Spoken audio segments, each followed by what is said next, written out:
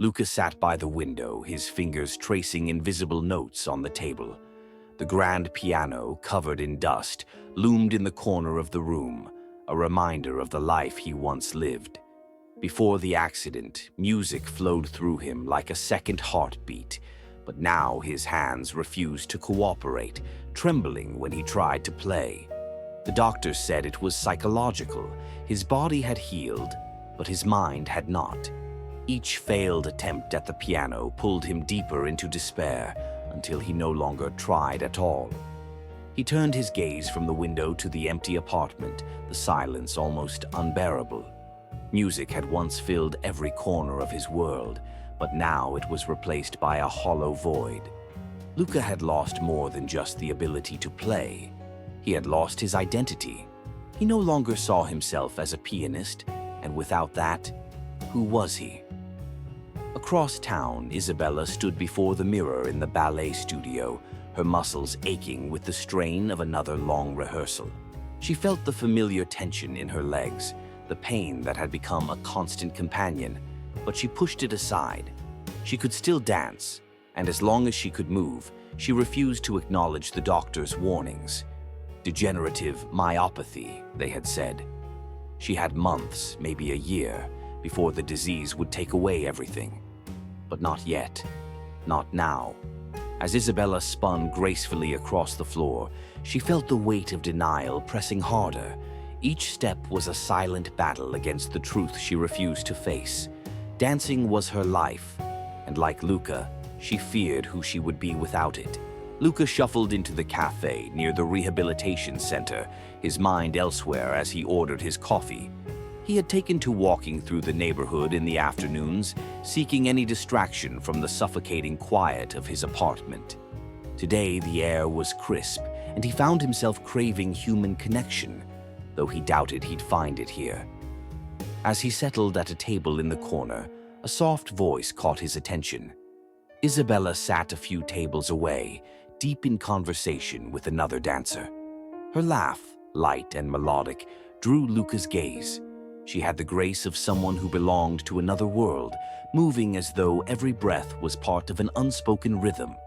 He watched her hands as she spoke, noticing how they mirrored the delicate precision of her movements. Moments later, Isabella's friend left, and she remained alone, staring at her phone as though waiting for something or someone. Without thinking, Luca stood up and approached her table. It was out of character for him to be so forward, but something about her presence felt magnetic, pulling him in despite his better judgment. "Excuse me, do you mind if I sit here?" Luca asked, his voice uncertain. Isabella looked up, surprised at first, but then smiled warmly. "Of course," she said, motioning to the seat across from her. They exchanged small talk at first, Luca learning that she was a dancer, and Isabella discovering that he was once a pianist. Their conversation touched on the arts, their mutual love for performance, though Luca avoided mentioning the accident, and Isabella steered clear of her condition. Yet, even in their silence, there was an unspoken understanding. Two artists, both on the verge of losing everything. Days turned into weeks, and Luca and Isabella's casual meetings became a regular occurrence. They met in the same cafe, often by coincidence, though neither ever admitted to seeking the other out intentionally. Each conversation felt like a dance, careful, graceful, yet growing more personal with every step. Luca found himself looking forward to these moments, surprised by how Isabella's presence calmed his restless mind. She spoke of the beauty of movement, how every dance told a story, and Luca felt drawn to her words. She described her rehearsals, her routines, and the way the body could express emotions that words could never capture. Isabella, in turn, became fascinated with Luca's quiet intensity. He spoke sparingly of his career, always shifting the focus away from himself, but she sensed the depth of his passion for music. She noticed the way his fingers sometimes twitched on the table, as if longing to play, even though he never mentioned the piano directly. Their connection deepened as they shared these small glimpses of their past lives, though both remained careful not to reveal too much. Luca still avoided talking about the accident, and Isabella never brought up her illness. Despite this, there was a growing attraction between them, one that neither could deny. Yet, behind every smile, Luca felt a familiar fear creeping in. The fear that he wasn't whole anymore, that he could never be the man Isabella deserved. And Isabella, ever graceful, hid her own battle, refusing to let the truth of her condition cloud their fragile connection. Luca stared at the piano keys, his hands trembling slightly as they hovered above the smooth surface. He hadn't touched the instrument in months, not since the accident. The therapist had encouraged him to try, to push past the psychological barrier that kept him from playing. But every time his fingers brushed the keys, the memories came flooding back. Broken glass, the screeching of tires, and the sharp pain that followed. He slammed the lid shut, frustrated. The music that once flowed so naturally through him now felt trapped, buried beneath layers of fear and self-doubt. No matter how much he wanted to play again, something inside him was broken. He wondered if it would ever heal. Across town, Isabella was battling her own demons. The pain in her legs had grown worse. Each rehearsal left her more exhausted than the last, and she found it harder to mask her discomfort. She pushed herself beyond her limits, refusing to accept that her body was betraying her. To admit the truth would mean the end of her career, and she wasn't ready to face that. She didn't tell Luca about the worsening pain. He seemed fragile, burdened by his own struggles, and she didn't want to add to his worries. But as the days passed, it became harder to hide. Each step, each pirouette, felt like a countdown ticking in her mind. They both held on to their secrets, unaware that the shadows of their pasts were slowly creeping into their present. It happened during what should have been a routine rehearsal. Isabella had been pushing herself harder than ever, ignoring the burning pain that coursed through her legs. She had convinced herself that if she could just keep going, the pain would disappear, that her body would obey her will. But as she launched into a grand jeté, her muscles gave out. The studio seemed to freeze as she collapsed onto the floor, her fellow dancers rushing to her side. Isabella tried to stand, but her legs trembled uncontrollably, refusing to support her weight. She heard someone call for help, but all she could focus on was the overwhelming realization that she couldn't dance anymore. Luca was at home when he received the call. One of the other dancers, a mutual acquaintance, informed him about Isabella's collapse. Panic surged through him as he rushed to the hospital, fear and guilt twisting in his chest. He had known something was wrong, had seen the way she winced during rehearsals, but he had said nothing. At the hospital, Luca found Isabella lying in bed, pale and exhausted.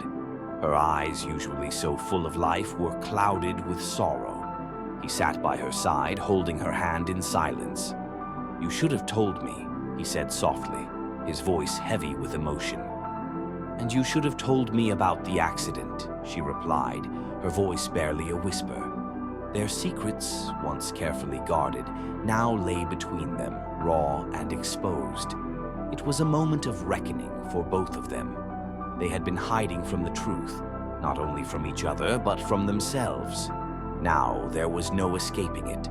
In the days following the collapse, both Luca and Isabella retreated into themselves, each processing the weight of their unspoken truths. Luca, haunted by the sight of Isabella so fragile, wrestled with his guilt.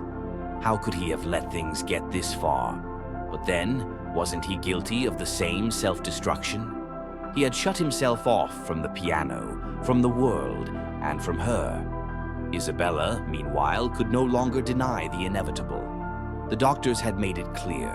If she continued to dance, she could do permanent damage to her body.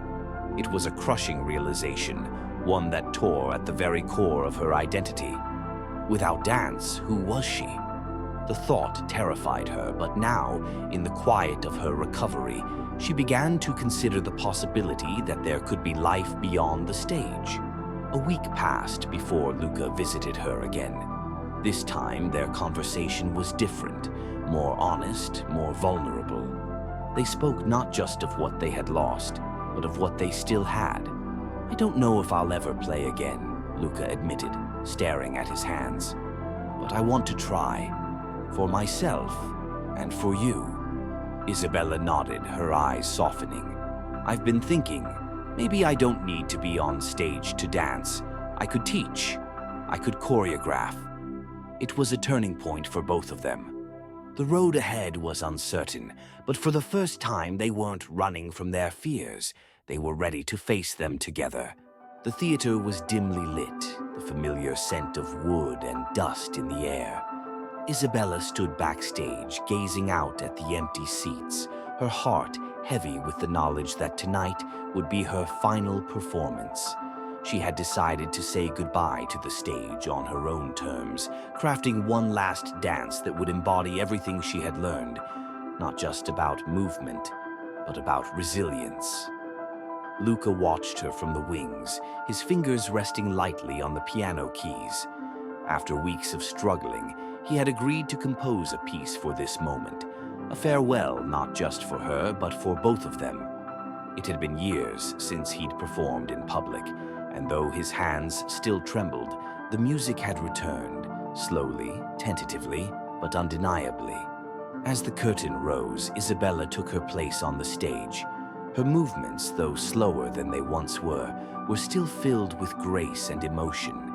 Every step told a story of pain, passion, and ultimately, acceptance. Luca's music wove through the air, delicate yet powerful, carrying both of them through this final act of closure. The audience, small and intimate, seemed to disappear as they performed together.